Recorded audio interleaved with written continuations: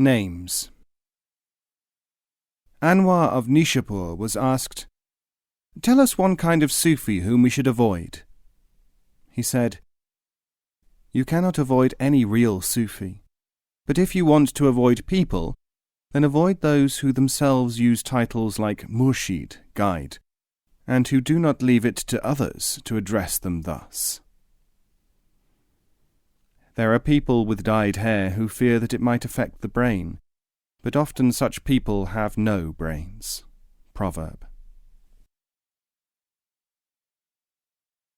Repetition.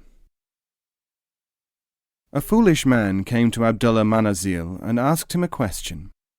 Manazil answered, and at the end of the discourse the man said, "Please say that again." Manazil said, "You asked me a question, and I was ill-advised enough to expect that you would understand the answer. Now you have asked me to repeat my mistake." I saw a man drowning in the Jihun River. He was, I think, from Samarkand, crying and shouting, "Alas, my cap and turban." Sadi.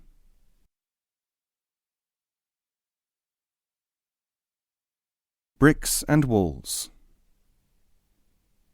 They asked Minai, "What are we to make of the work of the teachers of the past? We read their books and the accounts of their doings and sayings recorded for us. We perform their exercises and we visit the places of their burial and teaching. Some people say, 'Do not visit shrines.' Others say, 'Do not read books.'" Minai answered, "The similitude of this situation is as the similitude of a strong wall built in the past. The old teachers are the original masons, and the present teachers are the working masons. The disciples are like the populace, for whose protection the masons worked. The masons built walls, shall we say, to define certain limits. Those limits are there still in some cases. In other cases the boundaries have changed. The present masons fix the boundaries again. In the same way, walls were formerly built for protection of the people. The climates and winds may have changed, or the people may have changed. They look at the wall and wonder how it may shelter them. But this old wall will not now do so. Consequently, the present masons take the bricks and make suitable walls for the people of the time. The books are bricks. Some masons ask you to read certain books. This is their instruction, for they can show you what wall to build. Some say, "Do not read books," because they mean, "This is not the wall we have to build," or even, "We have not got to the stage of building a wall." The hole and the thread. A certain great Sufi was asked about the role and status of some of his predecessors. He said, "To erect a small building, you may first have to excavate a large hole. To make a large carpet, you may have to start with a single thread. When you can see the building or the carpet, your question is answered. But when your question is about the hole in the ground and the thread in the hand, you can only be answered in this parable. It is my hand, and it is my mouth. Proverb. The Squirrel. Maulana Bahaudin was walking along a grassy bank with Alauddin of Nishapur. Alauddin said to him, "I wish to know why it is that you have taken away from people the enjoyment of so many habits in Sufism. You may be right, and I will be the first to agree that you probably are in saying that such practices are trivial. But you leave the people with nothing if you do not allow their companionship to become a source of joy for them." Bahaudin said, "There is a scene unfolding before us.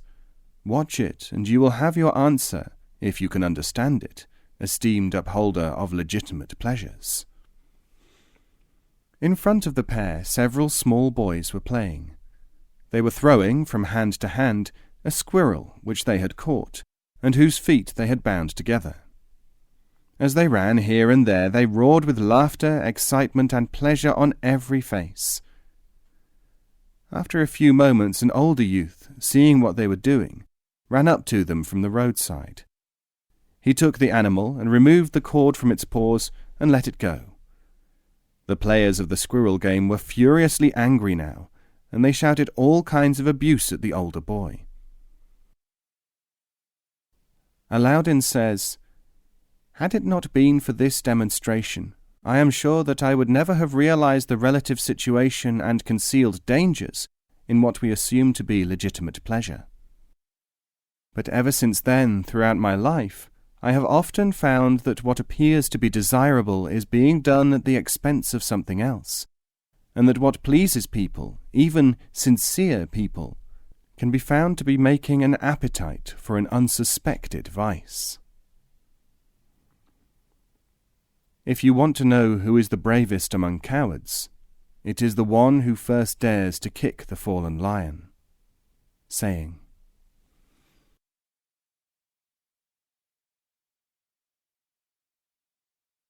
Behaviour.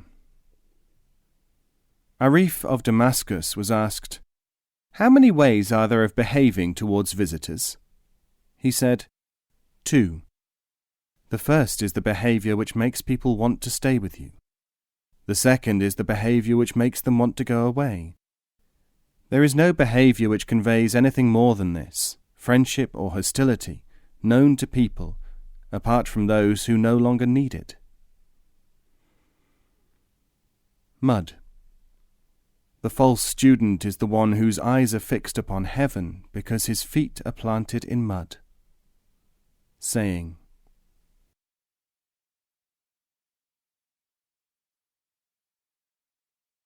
Bahaudin Naqshband said, "Many things are invisible to people because of the unexpectedness of where they really are.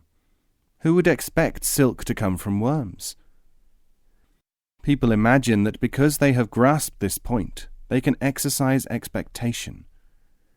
But expectation may conceal the visibility of something by obsessing the observing person.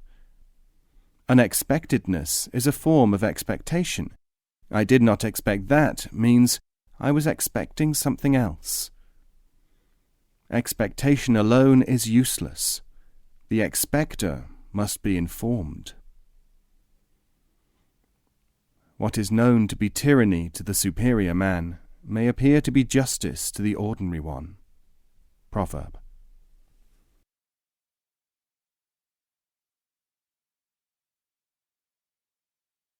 Genealogy. A haughty aristocrat fell into a well and hung suspended just above the water, praying and shouting for help. After some time, another man came along and said, "Take my hand, I will pull you out." "One moment," said the trapped man, reverting to habit. "I must first know your name." "My name, if it is of any importance, is Omar, son of Zaid, of the tribe of Hashim." "Of course it is of importance," said the nobleman, taking his hand. "But I must know whether you trace your descent through Ali Raza or Musa Kazim." "Well, if you must, you must. I'll go and look it up," said Omar. He let go of the hand and returned home to consult his pedigree. When he got back, the other man had drowned.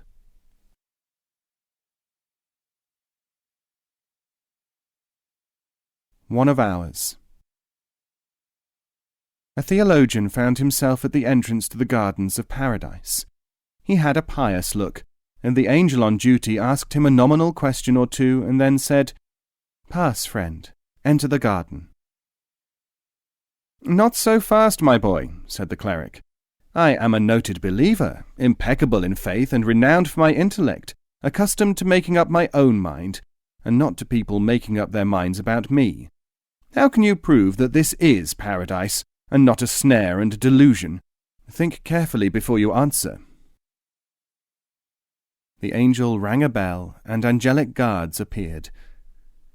"Take this one inside, will you? He's one of ours, all right."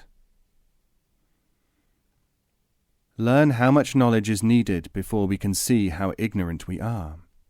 Proverb.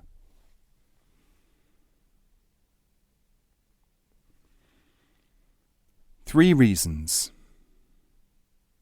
There was once a powerful conqueror who had become emperor of a vast territory peopled by representatives of several beliefs.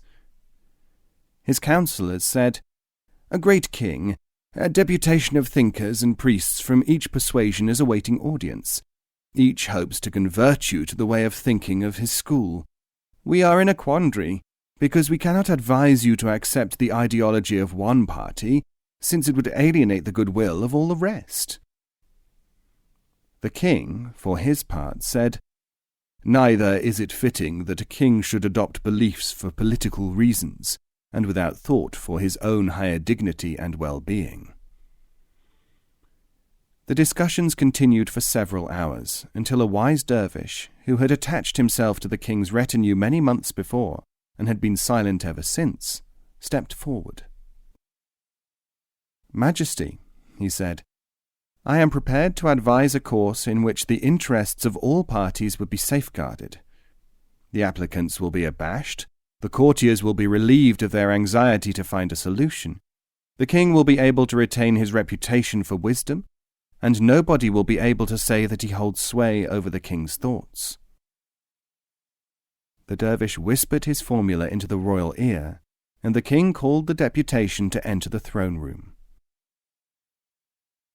Receiving the clerics and thinkers with all courtesy, the king said to them, "I shall hear first of all the arguments of those among you who do not say, 'Believe or you are in peril,' or 'Believe because it will give you happiness,' or 'Adopt my beliefs because you are a great king.'"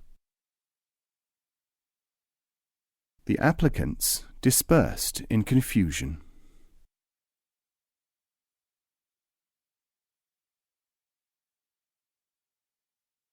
Exile.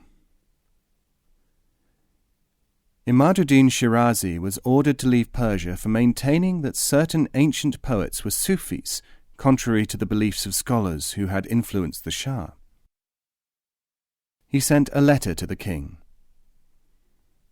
"Your Majesty's order is accepted with all obedience. This insignificant person will leave the imperial domain forever. I am honoured by being noticed even by one whose power is greater than that of God." The Shah called him to explain his heresy. "The Shah can send me out of his realm into exile," Shirazi said. "But God, ruler of the universe, cannot banish a man beyond his own jurisdiction. Anyone who can banish people has powers which exceed God's."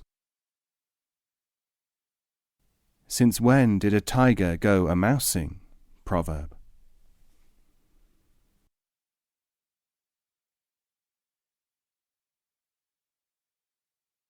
The medicine. A Sufi teacher on his deathbed gave a bundle of papers to his disciple and said, "Take these. Some are written upon and others not. Those which are blank are as valuable as those which are not." The disciple took the papers and studied those on which there was writing. The others he kept just as carefully, waiting until their value might be vouchsafed. One day he was lying in a caravanserai, ill and shuddering with a fever, and a doctor was called as he seemed on the point of death. The doctor said, "We have no time to lose. Find a piece of paper of fine quality upon which I may write a talisman for the relief of his malady." The other people present looked all around. Searching the traveller's knapsack, they came upon some blank sheets in the bundle of writings of the Sufi teacher. The physician tore up a sheet, and on it he inscribed a strange figure. "Steep this in water. When the ink is dissolved, give it to the patient, and he will be well in 3 hours," he said.